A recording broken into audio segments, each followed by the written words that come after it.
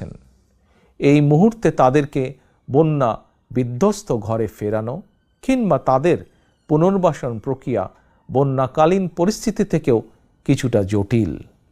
সুতরাং আপনাদের কাছে আমার বিনীত অনুরোধ, আপনারা বন্যায় ক্ষতিগ্রস্তদের প্রতি আপনাদের সহযোগিতা দয়া করে অব্যাহত রাখুন। সমন্বিতভাবে ক্ষতিগ্রস্তদের পাশে দাঁড়ান।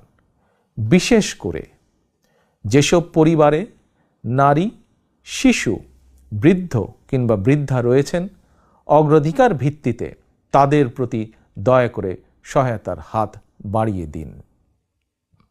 সফলজনকভাবে বন্যা পুনর্বাসন প্রক্রিয়া সম্পন্ন করতে একজন নাগরিক হিসাবে সরকারি উদ্যোগ বাস্তবায়নেও দয়া করে সক্রিয় ভূমিকা রাখুন।